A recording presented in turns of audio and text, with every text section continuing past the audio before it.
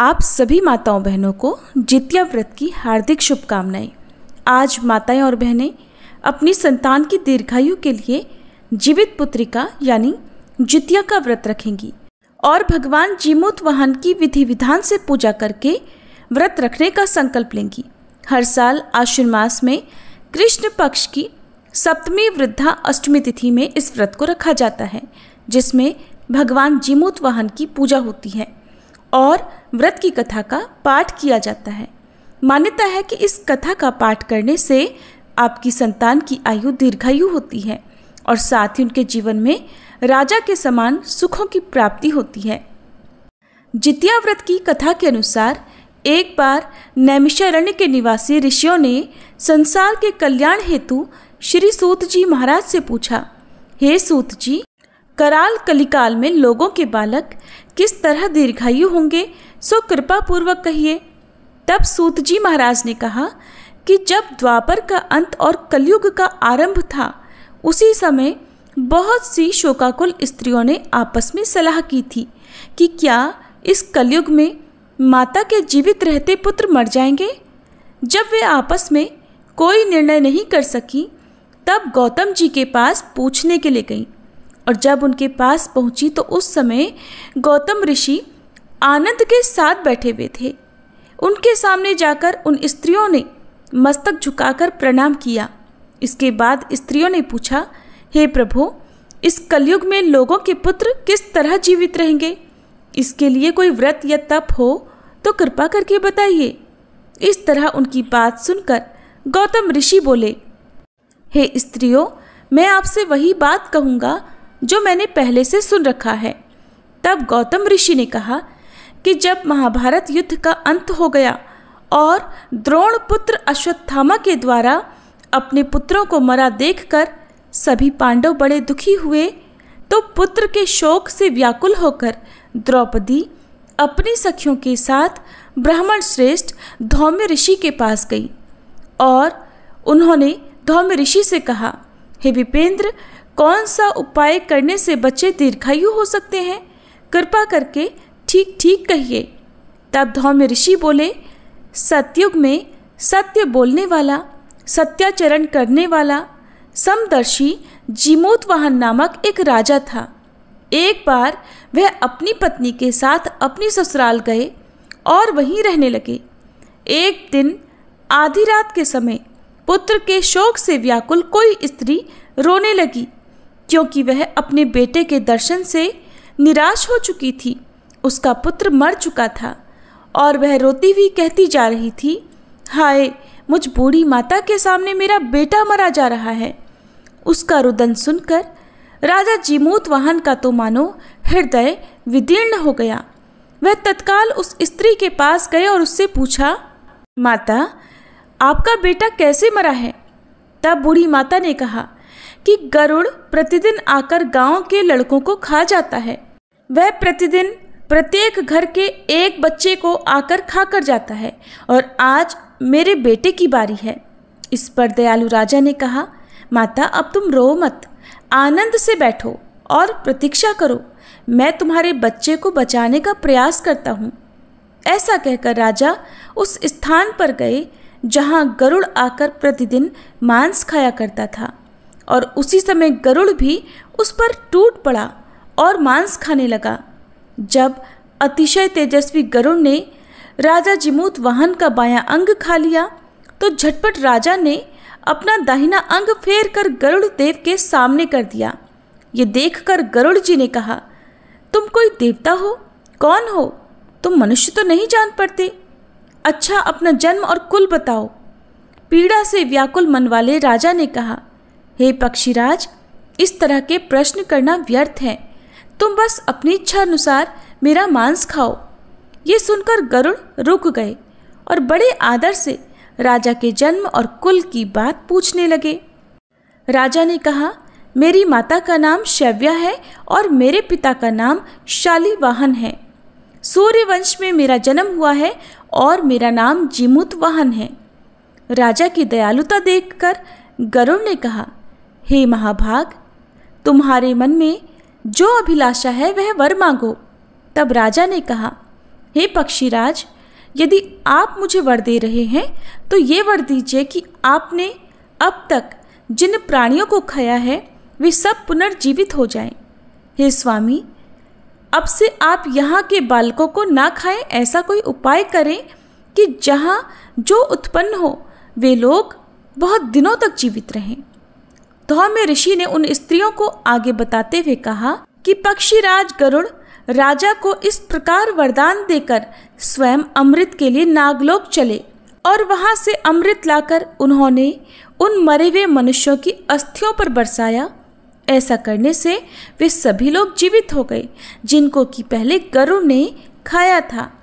राजा के त्याग और गरुड़ की कृपा से वहां रहने वालों का बहुत कष्ट दूर हो गया और उस समय राजा के शरीर की शोभा भी दोगुनी हो गई थी।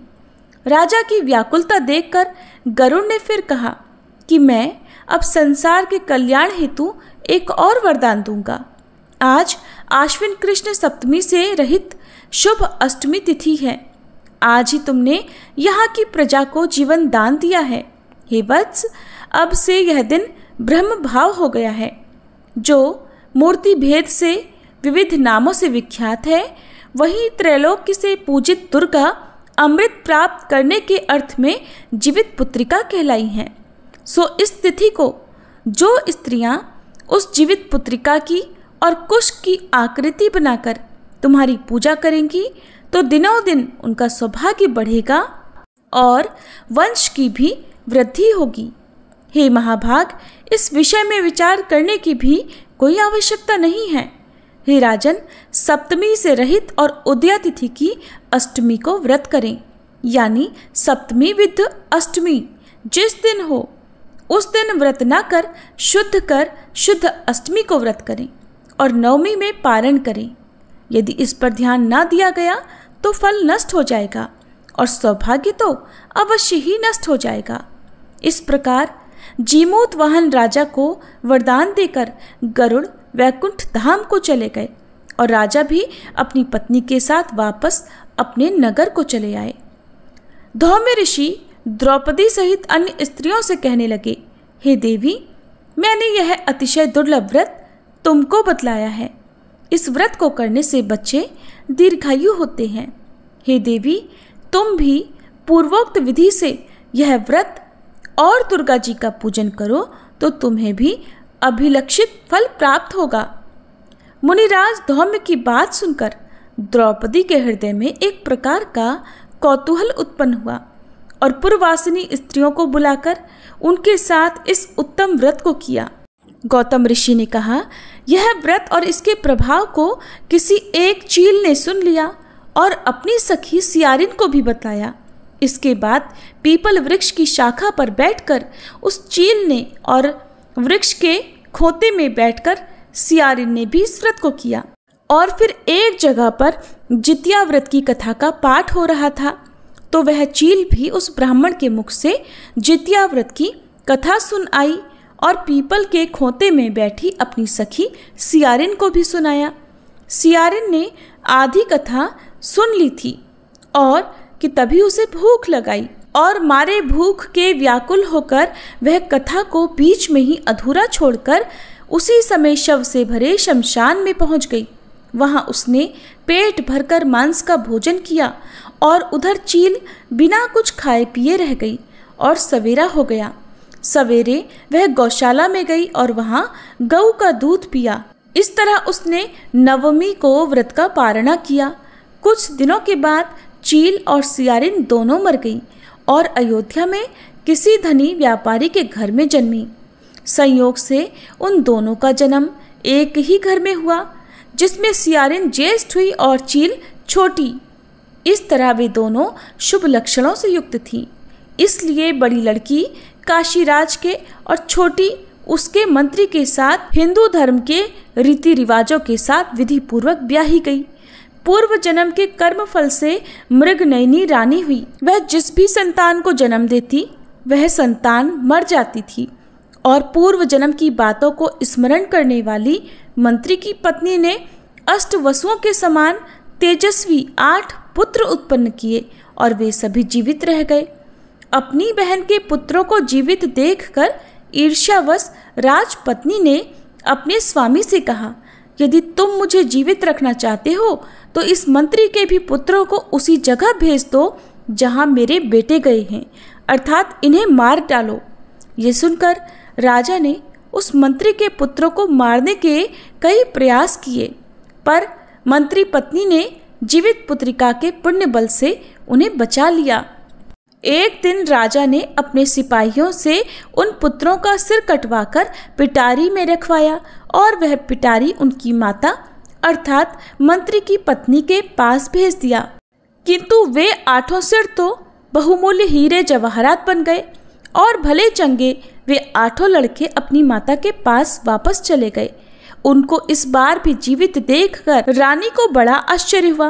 अंत में वह मंत्री की पत्नी के पास आई और उससे पूछा, बहन, तुमने ऐसा कौन सा पुण्य कर्म किया है जिससे बार बार मारे जाने पर भी तुम्हारे बेटे नहीं मरते? इस पर मंत्री की पत्नी ने कहा, पूर्व जन्म में मैं चील थी और तुम सियारिन। हमने और तुमने एक साथ जीवित पुत्रिका का व्रत किया था। तुमने व्रत के नियमों का भली भांति पालन नहीं किया था और मैंने विधि पूर्वक व्रत रखा, और इसी दोष से है बहन तुम्हारे बेटे जीवित नहीं रहते। रानी, अगर अब भी तुम उस जीवित पुत्रिका व्रत को करो तो तुम्हारे बेटे भी दीर्घायु होंगे।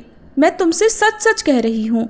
और तब उसके कहे अनुसार रानी ने भी इस व्रत को किया और तभी से उसके कई बेटे सुंदर और दीर्घायु होकर बड़े बड़े राजा हुए। सूत जी महाराज कहते हैं कि इस प्रकार का आनंद देने वाला मैंने यह दिव्य व्रत बतलाया।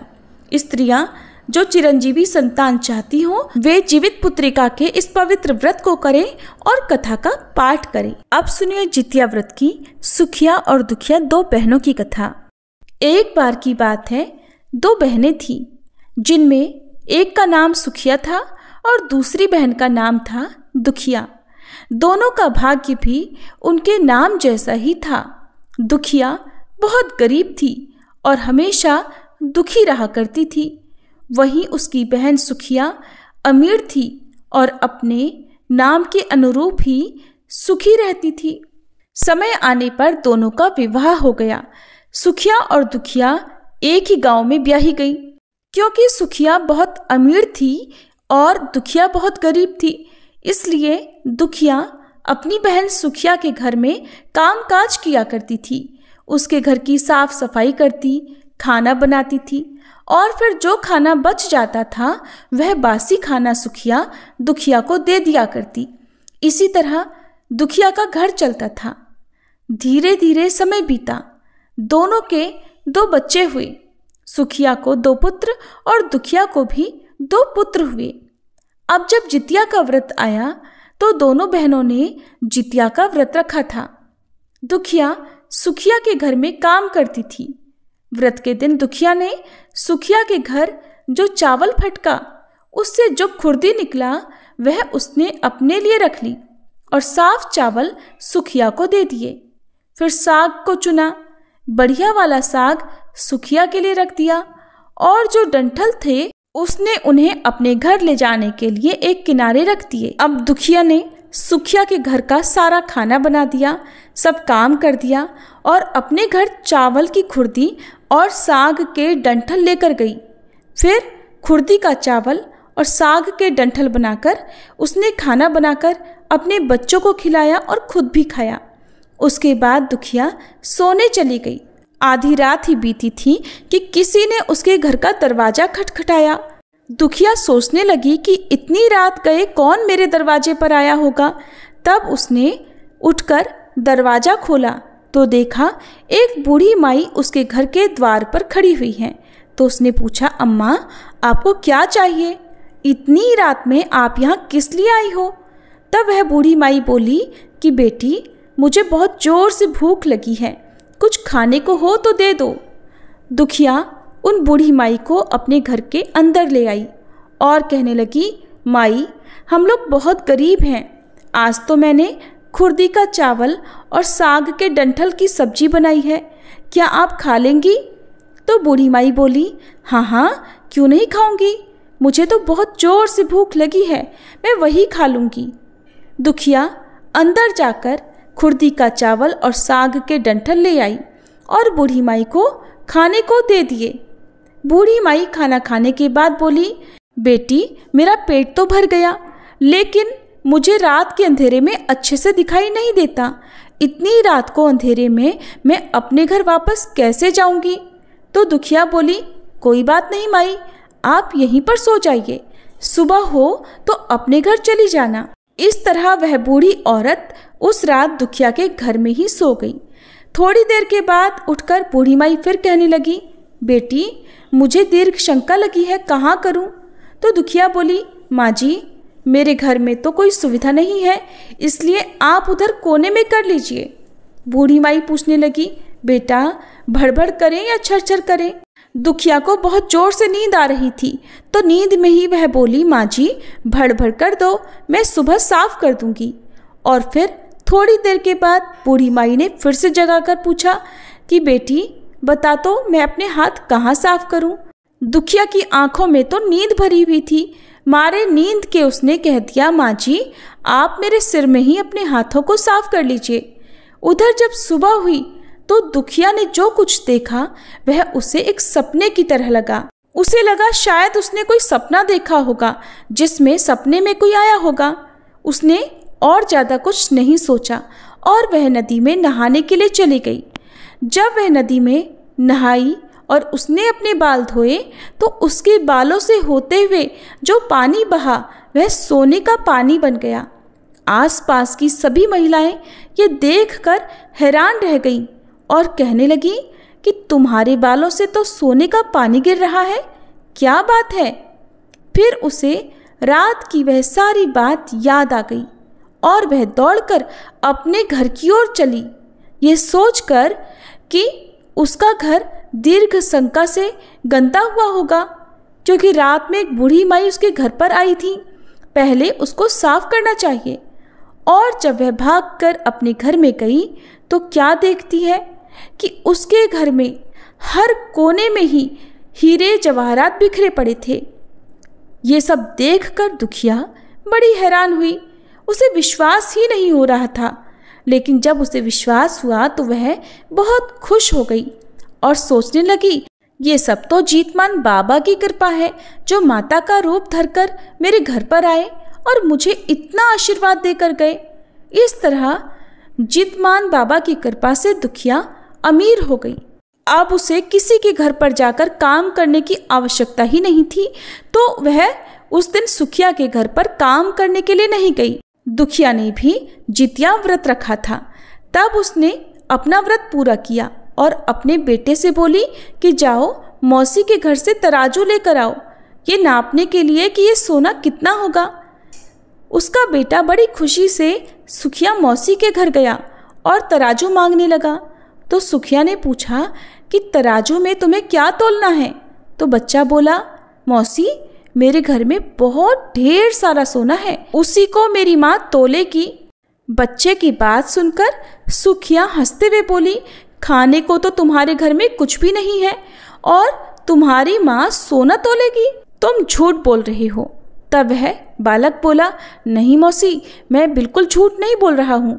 अब तो सुखिया सोचने लगी कि जब तराजू मांगा है तो कुछ ना कुछ तो जरूर तोलना होगा, इसलिए उसने तराजू के नीचे गोंद लगा दिया ताकि जो कुछ भी तराजू में तोला जाएगा वह थोड़ा सा इसमें चिपक जाएगा। उधर दुखिया जब तराजू में सोना तोलने लगी तो सोने के कुछ टुकड़े उसी गोंद में चिपक गए और जब उसका बेटा तराजू वापस लौटाने आया तो सुखिया उसको उलट पुलट कर देखने लगी तो उसे तराजू में कुछ सोने के टुकड़े चिपके हुए दिखाई दिए। अब तो सुखिया सोचने लगी कि उसके घर में जरूर कहीं से सोना आया होगा, इसीलिए तो वो कई दिनों से काम पर भी नहीं आ रही है। मुझे खुद जाकर सच्चाई का पता लगाना चाहिए। ये सोचकर सुखिया दुखिया के घर जाकर देखने लगी कि आखिर उसके पास सोना आया कहाँ से। उधर जब सुखिया ने दुखिया के पास जाकर पूछा कि बहन तुम्हारे पास इतना सोना कहाँ से आया कि तुम्हें तोलने के लिए तराजू लेना पड़ा, तब भोली भाली दुखिया अपनी बहन से सारी बात बताने लगी। वह दिल की बहुत भोली थी, स्वभाव की बहुत सरल थी, उसका मन भी सच्चा था, इसलिए उसने कुछ भी नहीं छुपाया और सारी बात एकदम सच सच अपनी बहन सुखिया को बता दी। सुनकर सुखिया के मन में लालच आने लगा कि दुखिया के पास तो हमसे भी अधिक धन आ गया। अब अगले जितिया के व्रत में मैं भी खुर्दी का चावल और साग के डंठल बनाऊंगी। और फिर अगले साल जितिया का व्रत आने पर दोनों बहनों ने उसी श्रद्धा के साथ व्रत रखा। सुखिया के पास हर तरह का सुख था, धन भी था, फिर भी और अधिक धनवान बनने के लालच में वह चावल फटक रही थी, साफ चावल फेंक रही थी और खुर्दी अपने पास रख रही थी। और फिर उसने अपनी बहन दुखिया की तरह साग भी चुना।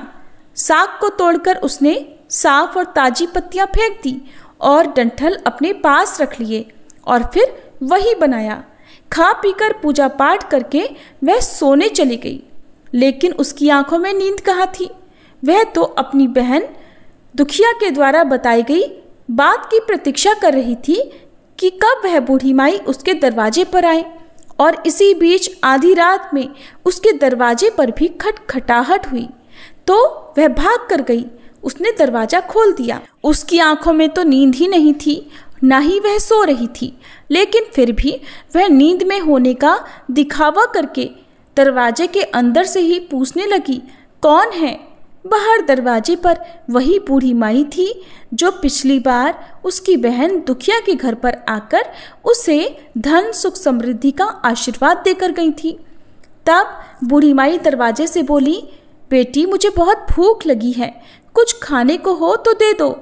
तो सुखिया बोली, माँ जी मैंने तो खुर्दी का चावल और डंठल का साग बनाया है। बूढ़ी माई बोली, कोई बात नहीं, मैं खा लूंगी। सुखिया ने तो पहले से ही थाल में खुर्दी के चावल और डंठल का साग परोस रखा था। तुरंत लाकर उसने बूढ़ी माई को दे दिया और बूढ़ी माई ने वह खा लिया। बूढ़ी माई कहने लगी, बेटी रात बहुत हो रही है और मैं इतनी रात को अपने घर नहीं जा सकती क्योंकि मुझे ठीक से दिखाई नहीं देता। तो सुखिया बोली, कोई बात नहीं माँ जी, आप यहीं पर सो जाओ। थोड़ी देर के बाद बूढ़ी माई बोली, बेटी मुझे दीर्घ शंका लगी है, कहाँ करूँ? सुखिया बोली, माँ जी वहीं कोने में कर लीजिए। फिर थोड़ी ही देर के बाद बूढ़ी माई ने फिर से पूछा कि बताओ तो बेटी, छरछर करें या भड़बड़?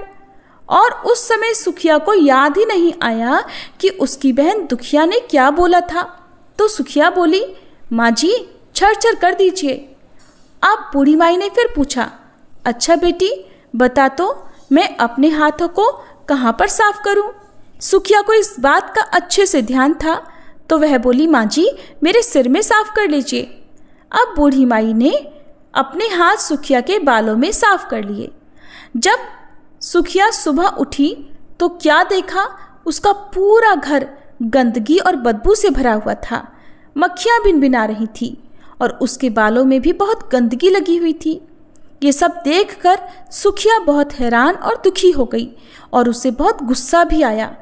तब मारे गुस्से के उसने अपनी बहन दुखिया को बुलवाया और उससे गुस्से से कहा कि तुमने मुझसे झूठ कहा और मेरा पूरा घर गंदा करवा दिया। तो दुखिया ने पूछा, बहन तुमने क्या कहा था, भड़भड़ या छरछर? तो सुखिया बोली, बहन मैंने तो छरछर बोला था। तो दुखिया कहने लगी, यहीं पर तो तुमने गलती कर दी और तुम्हारे पास तो सब कुछ था, भला किस चीज़ की कमी थी तुम्हारे पास, लेकिन फिर भी तुमने लालच किया। लेकिन मेरे पास तो कुछ भी नहीं था। जीतमान बाबा ये सब जानते थे, इसीलिए भेष बदलकर वे मेरे पास आए थे और उन्होंने मेरी दुर्दशा देखकर मुझे सुख समृद्धि का आशीर्वाद दिया। मेरे घर में धन के भंडार भरे, लेकिन तुम्हारे पास तो कुछ भी कमी नहीं थी। इसके बावजूद तुमने उन्हें अच्छा खाना नहीं परोसा। तुम्हारे पास सब कुछ था, फिर भी तुमने उन्हें खुर्दी का चावल और डंठल का साग परोसा था। मेरे पास तो कुछ भी नहीं था, इसीलिए तो मैंने उन्हें खुर्दी का चावल और डंठल का साग दिया था। तुमने तो अपने घर पर आए हुए भगवान का खूब अपमान किया। सब कुछ रहते हुए भी तुमने उन्हें साग और भात खिलाया। तुम्हारे पास सब कुछ होते हुए भी तुम्हें लालच तो बिल्कुल नहीं करना चाहिए था। और जीतमान बाबा तो अंतर्यामी है, वे सबका हाल जानते हैं, इसलिए वे तुम्हारा भी हाल जानते थे और तुम्हें लालच बिल्कुल नहीं करना चाहिए था। तो प्रिय श्रोताओं, ये थी आज की कहानी। जो जैसा करता है उसको वैसा ही फल मिलता है। जितिया व्रत के दिन जो श्रद्धा के साथ इस कथा को सुनता है और अपनी मनोकामना के लिए जीतमान बाबा से प्रार्थना करता है, उसकी हर मनोकामना जीतमान बाबा अवश्य पूर्ण करते हैं। सभी प्रेम से बोलिए जीतमान बाबा की जय।